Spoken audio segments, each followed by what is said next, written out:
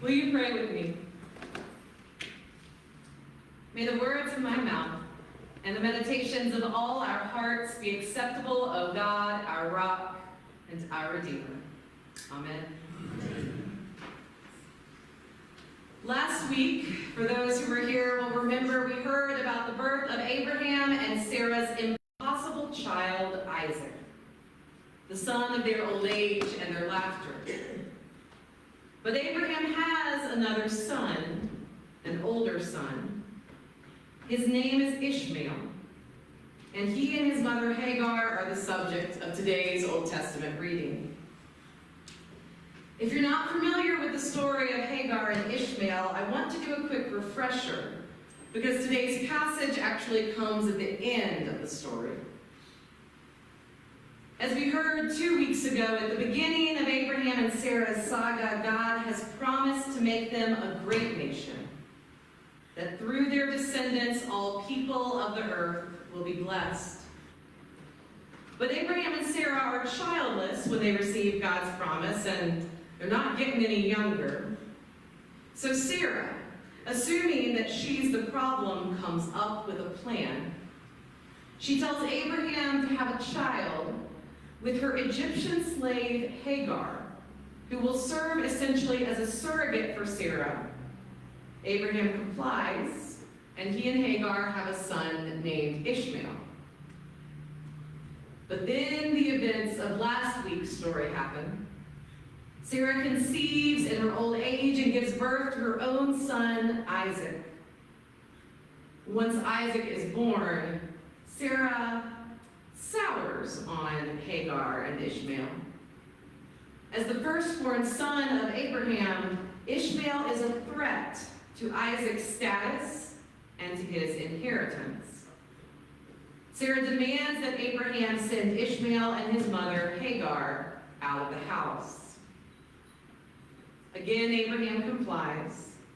He sends Hagar and Ishmael away into the wilderness with only a loaf of bread and a little bit of water, which quickly runs out.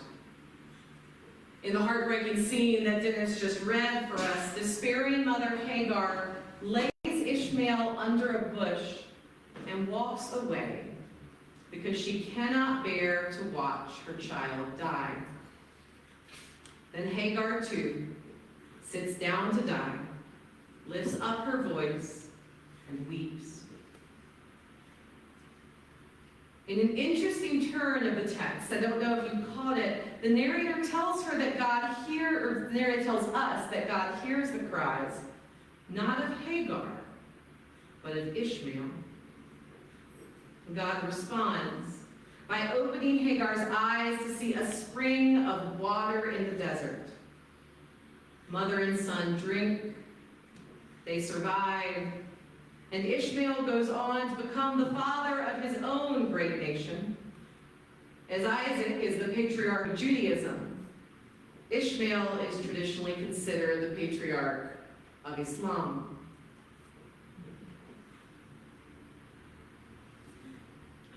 This story, the story of Hagar and Ishmael, is a painful story to read, isn't it? Abraham and Sarah are supposed to be the father and the mother of our faith. They were the heroes of last week's story. And yet here they are acting despicably. They get Hagar pregnant as a kind of insurance policy in case God does not fulfill the promise. And then when God does come through and Isaac is born, they are quick to discard Hagar and Ishmael, leaving them in the wilderness to die. Last week's heroes have become this week's villains. Bright Divinity School professor Will Gaffney points out an additional level of indignity in this story. And that is that Abraham and Sarah don't even know Hagar's name. The name they call her, Hagar, is not a woman's name. It's a masculine Hebrew word that means the foreign one or the alien. And Hagar is an Egyptian woman, not a Hebrew man. So it's probably safe to assume that Hagar is not the name her mother called her. Hagar's real name, Gaffney says, is lost to history, because no one bothered to ask this slave girl from Egypt what she was really called, just as no one bothered to ask what she thought about conceiving a son with Abraham to serve as the backup to God's promise.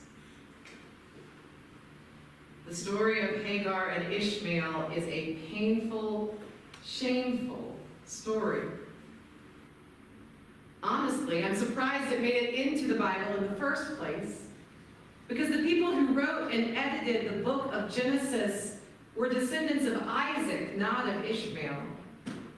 They could easily have left out this embarrassing, scandalous story of Abraham's other son. And yet, for some reason, Hagar and Ishmael made the cut. The Hebrew people chose to preserve a tale in which our matriarch and patriarch, come out on the wrong side of justice.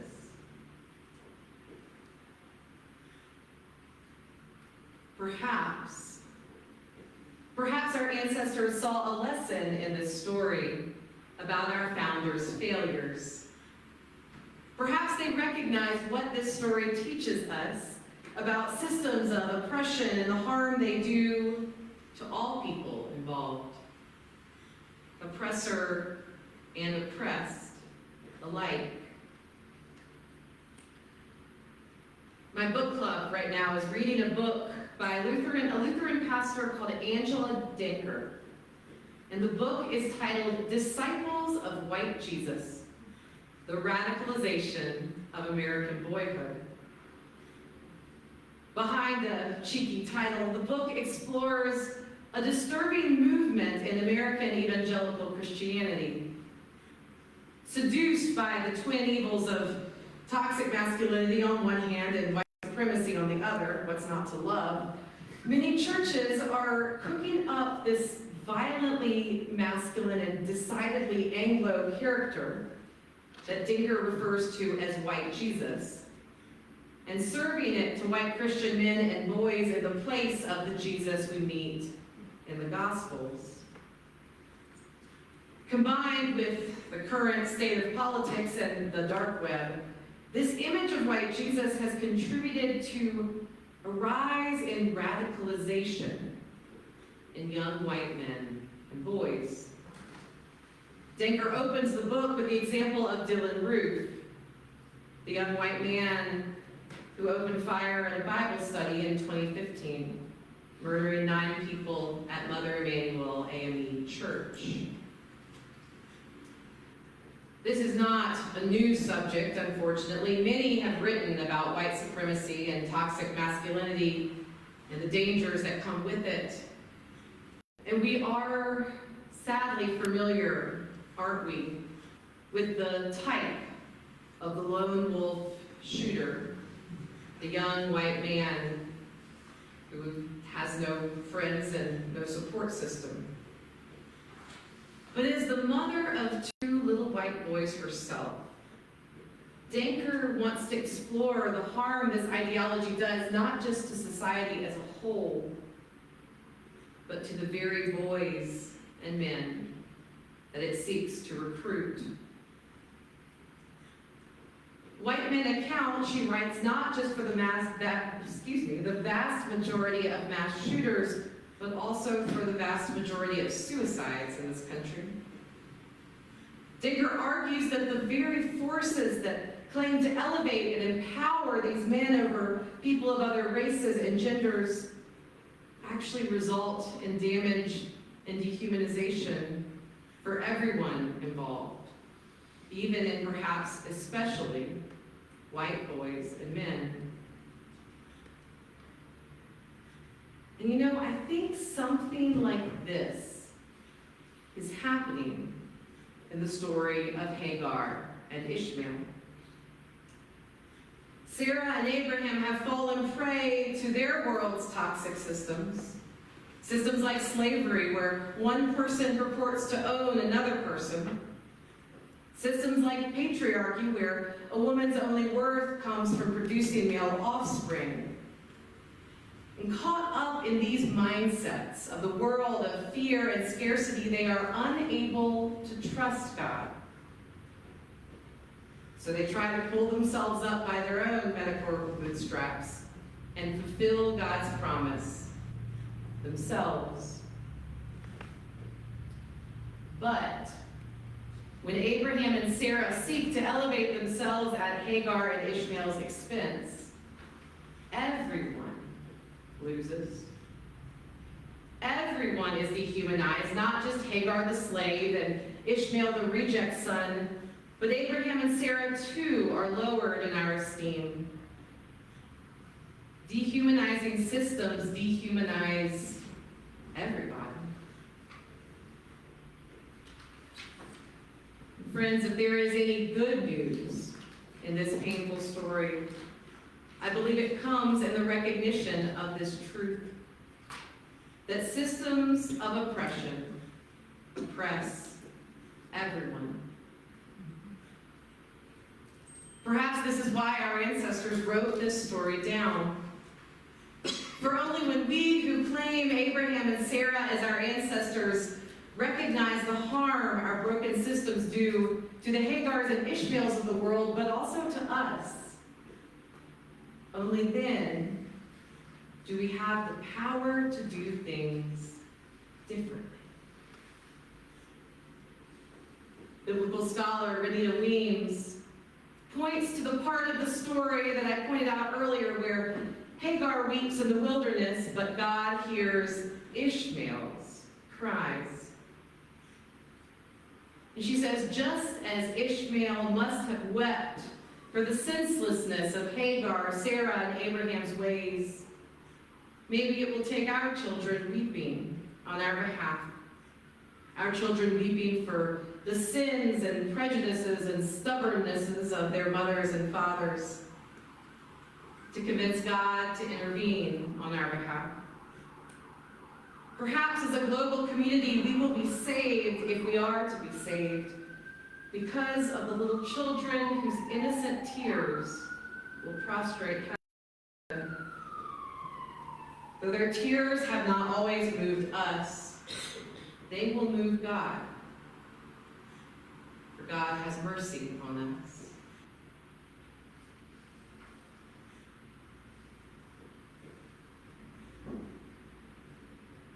Genesis goes on to tell Isaac's story.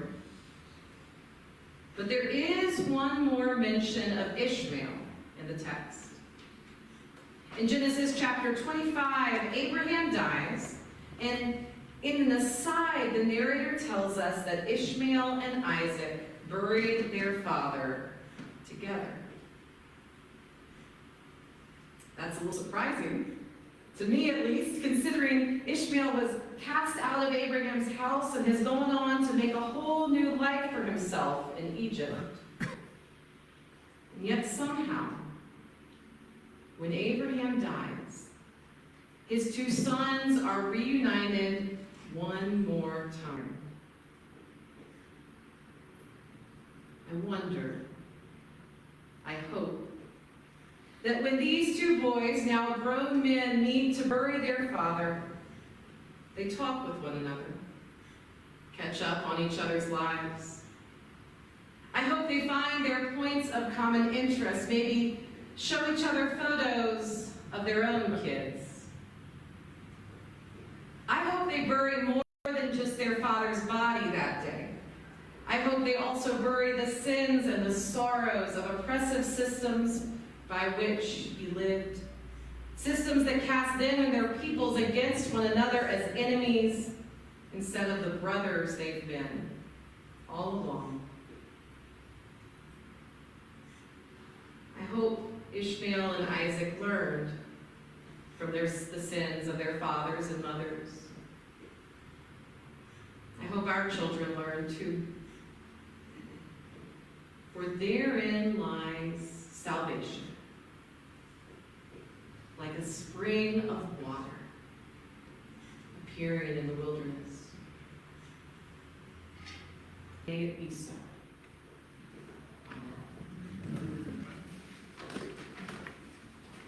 Friends, I invite you to rise and